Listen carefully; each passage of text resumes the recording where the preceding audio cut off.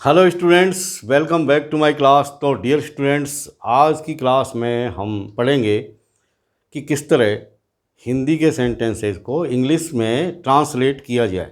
तो dear students, यहाँ इस क्लास में हम कुछ हिंदी के सेंटेंसेस है उनका हम इंग्लिश में ट्रांसलेशन करेंगे, लेकिन साथ ही साथ यहाँ ये महज ट्रांसलेशन की बात नहीं है।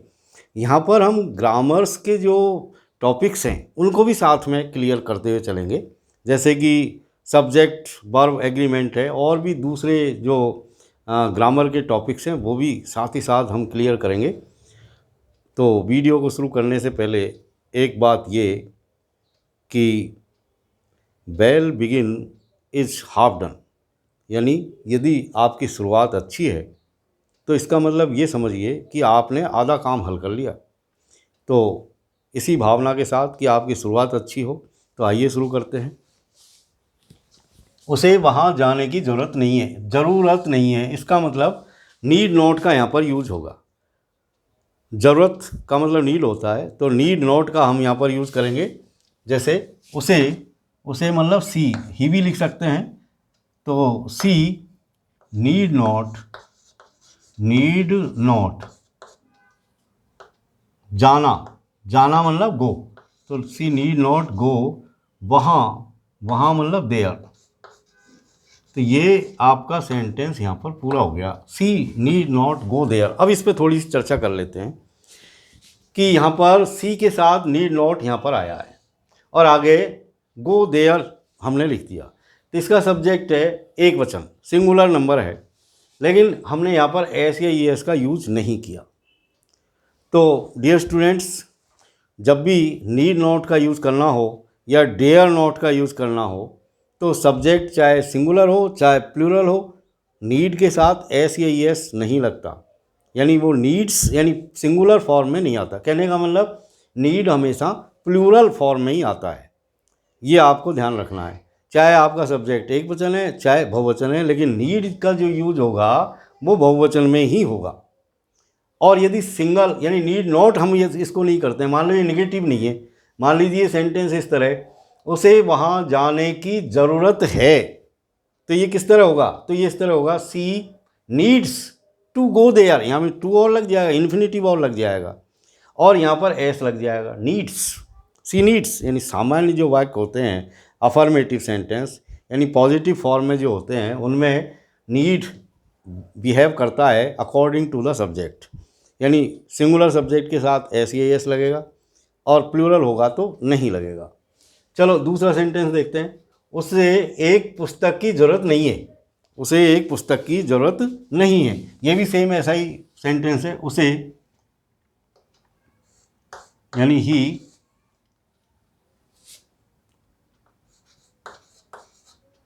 नीड नॉट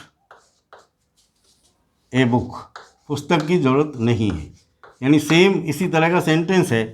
लेकिन हम इन दोनों ही सेंटेंसों को डू नॉट और डज नॉट लगा करके भी बना सकते हैं। जैसे ये दूसरा सेंटेंस है कि उसे एक पुस्तक की ज़रूरत नहीं है, ही नीड नॉट ए बुक, इसको इस तरह भी लिखा जा सकता है कि he does not need a book, यानी हम डू नॉट डज नॉट का यूज़ भी यहाँ पर कर सकते हैं, क्योंकि नीड नॉट का यूज़ करेंगे तो वो नीड नॉट ही आएगा हमेशा बहुवचन में। लेकिन यहाँ पर अब कर्ता के अकॉर्डिंग डज नॉट और डू नॉट लगेगा। जैसे कर्ता यहाँ पर ही है तो ही डज नॉट आया, यानी सिंगुलर सब्जेक्ट के साथ सिंगुलर ही जो है वर्ब का यूज़ होता है, और प्लूरल सब्जेक्ट के साथ हमेशा प्लूरल फॉर्म में ही वर्ब आती है। अब देखिए नेक्स्ट सेंटेंस, यदि मैं एक पक्षी होता तो उड़कर तुम्हारे पास आ जाता। अब ये किस तरह का सेंटेंस है, इसको जब हम ट्रांसलेट करेंगे उससे पहले थोड़ा सा समझ लेते हैं। यानी यहाँ पर कहा जा रहा है कि यदि मैं एक पक्षी होता तो उड़ कर के तुम्हारे पास आ जाता। तो किस तरह का सेंटेंस है? ये एक सपोजिशन है, यानी एक परिकल्पना है जिसके पूरे होने की कहीं कोई संभावना नहीं है। क्योंकि मैं एक I am a person, I am a man, how can I be a bird, यानी एक आदमी पक्षी कैसे बन सकता है? नहीं बन सकता। तो ऐसी परिकल्पनाएं जो जिनके पूरा होने की कहीं कोई संभावना नहीं होती, वो कोरी कल्पना कहलाते हैं। और कोरी कल्पना में जब भी हम किसी सेंटेंस का अनुवाद करते हैं तो किस तरह होता है ये देखिए। यदि मैं एक पक्षी होता तो इसको हम इस तरह कहेंगे, if I were a bird. आगे, तो उड़कर मैं तुम्हारे पास आ जाता। If I were a bird, आई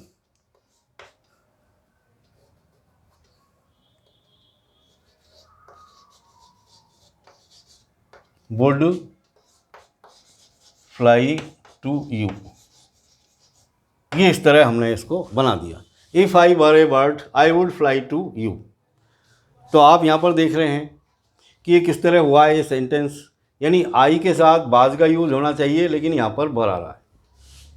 तो जब भी कोई सपोजिशन होती है तो उसमें हमेशा हम वर का यूज़ करते हैं, सब्जेक्ट चाहे एक वचन हो चाहे बहुवचन हो, और उसमें आपको वर का यूज़ करना पड़ेगा तभी तो, क्योंकि यहाँ हो नहीं सकता, क्योंकि आई के साथ वर आ नहीं सकता, आई के साथ तो बाज आना चाहिए। अब वर आ गया, इसका मतलब ये हो नहीं सकता। इसी तरह ये सेंटेंस भी यही कह रहा है कि मैं, I am a man, how can I be a bird, मैं एक पक्षी कैसे हो सकता हूँ। तो हो नहीं सकता, इसलिए यहाँ पर ये हो नहीं सकता, इसलिए तो ये वर आया है, क्योंकि हो नहीं सकता आई के साथ बाज आना चाहिए, वर कैसे आ गया।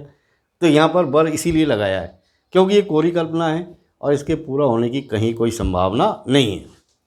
अब देखिए अगला सेंटेंस, यदि तुम कठोर परिश्रम करोगे तो तुम उत्तीर्ण हो जाओगे। ये एक कंडीशनल सेंटेंस है, ओपन कंडीशन है, और दोनों तरफ आप देखोगे टेंस की दृष्टि से तो यहाँ पर गे, यानी जब भी आप देखते हैं, यानी यहाँ पर देख रहे हैं कि दो सेंटेंस है कि यदि तुम कठोर परिश्रम करोगे, एक सेंटेंस तो ये हो गया, दूसरा है तो तुम उत्तीर्ण हो जाओगे, यानी दोनों सेंटेंस दो बात अलग अलग यहाँ पर बता रहे हैं।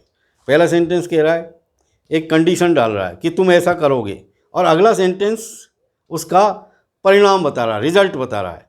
यानी कंडीशनल सेंटेंस में दो सेंटेंसों के जोड़े होते हैं, एक कंडीशन बताता है, एक उसका रिजल्ट बताता है। तो जो कंडीशन यानी जो शर्त बता रहा है वो कंडीशनल फॉर्म का सेंटेंस कहलाता है, यानी वो कहलाता है कंडीशन वाला सेंटेंस, जिसमें शर्त होती है, और जिसमें उसका परिणाम होता है वो रिजल्ट क्लॉज कहलाता है। यानी ये क्लॉज कहलाएंगे यहाँ पर कंडीशन क्लॉज और रिजल्ट क्लॉज। तो ऐसे सेंटेंस में जब हम इसको सॉल्व करेंगे, यानी जब इसका इंग्लिश अनुवाद करेंगे तो कैसे करेंगे ये देखिए आप।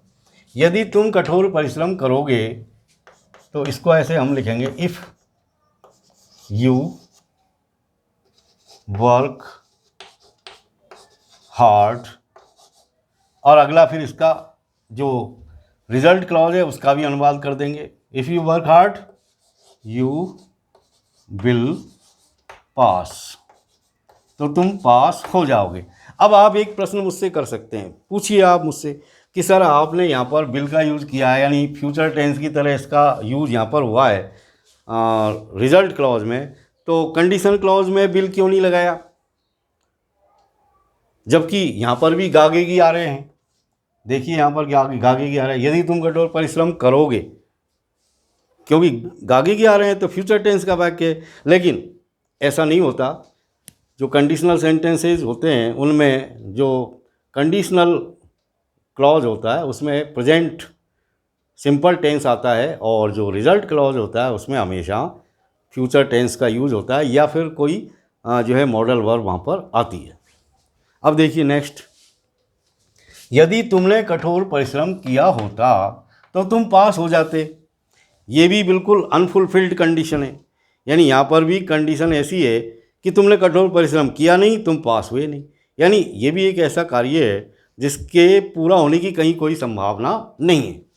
तो ऐसी कंडीशन में हम जो इसका यूज़ करेंगे वो इस तरह होगा कि इफ़ यू, यानी यहाँ पर worked hard, if you worked hard, यानी लिखा तो ये पॉजिटिव में जाएगा लेकिन इसका जो अर्थ है वो निगेटिव में निकलेगा। इफ़ यू वर्कड हार्ड, यदि तुमने कठोर परिश्रम किया होता तो you would pass, you would पास, तो तुम पास हो जाते। लेकिन जो अर्थ होगा शाब्दिक रूप से, ये शाब्दिक अर्थ है, लेकिन जो इसका सेंस है वो निगेटिव है, यानी तुमने कठोर परिश्रम नहीं किया, तुम पास नहीं हुए। नेक्स्ट देखिए, ईश्वर राजा की रक्षा करे, और दूसरा है हमारी मित्रता कायम रहे। दोनों ही ऑप्टेटिव सेंटेंस है, यानी ये जो सेंटेंस है वो ऑप्टेटिव है, यानी आशीर्वाद सूचक वाक्य है। इनमें कोई विश होती है, कोई इच्छा होती है, और ऐसे सेंटेंस है इसके अंदर। हम कैसे उनको सॉल्व करें, तो अधिकतर मे से करते हैं। जैसे ईश्वर राजा की रक्षा करे तो may God save the king, may God save the king, और अंत में ये फुल स्टॉप हमने लगा दिया। लेकिन आप यहाँ पर कह सकते हैं कि सर आपने यहाँ पर गॉड के साथ जो वर्ब लगाई है वो सेव लगाई है। गॉड यहाँ पर सिंगुलर नंबर है, तो सिंगुलर नंबर में ही जो है क्रिया आनी चाहिए, यानी क्रिया एक वचन में आनी चाहिए। जब कर्ता एक वचन में है तो क्रिया भी एक वचन में आनी चाहिए, जो नहीं है यहाँ पर, ये बहुवचन में दिखाई दे रही है। एक वचन में कब होती है क्रिया?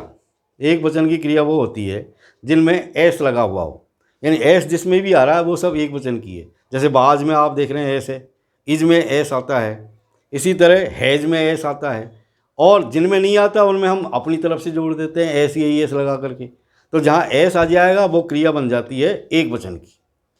तो यहाँ पर एस या एस नहीं लगा हुआ, एक वचन की क्रिया नहीं है, इसका मतलब ये जो है किसकी क्रिया है? प्लूरल नंबर में। तो यहाँ मैं एक चीज़ आपको क्लियर कर देना चाहता हूँ कि ऑप्टेटिव सेंटेंस के अंदर जहाँ इच्छा या आशीर्वाद की बात हो वहाँ पर हमेशा क्रिया सब्जेक्ट या कोई भी हो बहुवचन में ही आती है। जैसे ये दूसरा है हमारी मित्रता कायम रहे, हमारी यानी आवर, तो इसी तरह मे से हम इसको शुरू करेंगे, मे आवर फ्रेंडशिप,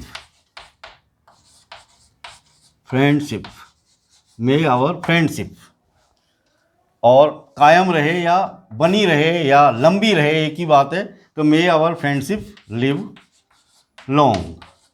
तो यहाँ पर भी सेम ऐसा ही सेंटेंस है, और ये जो वर्ब आई है वो प्लूरल फॉर्म में है, जबकि इसका सब्जेक्ट जो है फ्रेंडशिप वो सिंगुलर नंबर में है, लेकिन क्रिया बहुवचन में है, क्योंकि ये ऑप्टेटिव सेंटेंस है। मे आवर फ्रेंडशिप लिव लॉन्ग। अब देखिए 6 वाला सेंटेंस, रोटी और मक्खन मेरा प्रिय भोजन है। रोटी और मक्खन मेरा प्रिय भोजन है, इसको कैसे सॉल्व करेंगे? तो ये देखिए आप, रोटी यानी ब्रेड और लग के, यानी और का मतलब एंड, तो एंड हम यहाँ पर लगा देंगे। तो ब्रेड एंड मक्खन यानी butter, bread and butter is my, मेरा प्रिय फेवरेट भोजन है। भोजन मतलब डिश या फूड। तो ये इस तरह आपका हो गया, bread and butter is my favourite dish. अब यहाँ पर भी आप एक क्वेश्चन रेज कर सकते हैं कि सर यहाँ पर जो सब्जेक्ट है यानी ब्रेड और बटर एंड से जुड़े हुए हैं, जैसा कि नियम है कि जब दो सिंगुलर नंबर के कोई सब्जेक्ट एंड से जुड़े हुए हों तो वो प्लूरल नंबर की क्रिया लेते हैं, क्योंकि वो प्लूरल बन जाते हैं, रोटी और मक्खन। लेकिन यहाँ पर जो क्रिया आई है वो इज आई है, जो कि एक वचन में है। क्यों आई है ऐसा इसलिए कि ऐसा कोई भी पेयर किसी भी चीज़ का जो एक ही तथ्य की ओर इशारा करे, क्योंकि यहाँ पर ब्रेड और बटर जो है इनसेपरेबल है, यानी हम ब्रेड और बटर अलग से नहीं है, ब्रेड में बटर लगा हुआ है, अलग चीज़ नहीं है, यानी रोटी में मक्खन लगा हुआ है, अलग चीज़ दो है, लेकिन अब चूंकि वो एक हो गई, वो एक डिश है, एक ही तस्तरी में हमारे सामने है और एक ही फॉर्म में यानी यूनिफॉर्म में वो हमारे सामने जो है सर्व हुई है। तो ऐसी कंडीशन में हम उसको एक वचन का ही मानते हैं और एक वचन की क्रिया लगाते हैं। अब देखिए नेक्स्ट, आग और पानी एक साथ नहीं रह सकते। आग मतलब फायर, तो फायर एंड पानी मतलब वाटर, आग और पानी यानी फायर एंड वाटर एक साथ नहीं रह सकते, तो डू नॉट एग्री।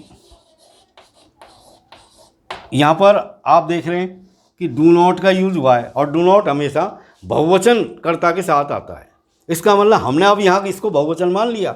फायर और वाटर को जो एंड से जोड़ा गया है, यानी ये भी सिंगुलर है ये भी सिंगुलर है, लेकिन दोनों एंड से जुड़ गए तो बहुवचन हो गए। तो ऐसी कंडीशन में हमने यहाँ पर बहुवचन क्रिया काम में लिया है, यानी डू नॉट काम में लिया है, क्योंकि यहाँ पर फायर और वाटर दो अलग अलग ऑब्जेक्ट है। ये ब्रेड और बटर की तरह नहीं है, एक साथ नहीं है, ये बिल्कुल अलग है, डिफरेंट कंडीशन है। तो ऐसी कंडीशन में हम यूज जो करेंगे वो डू नॉट का यानी बहुवचन की क्रिया यहाँ पर काम में लेंगे। तो डियर स्टूडेंट्स, आज की क्लास यहीं पर हम पूरी करते हैं और इस सिलसिले को अगली क्लास में भी आगे बढ़ाएंगे, बशर्ते कि आप बने रहें मेरे साथ, एंजॉय करें। और तब तक के लिए, अगली क्लास तक के लिए, have a nice time. Thank you very much for watching.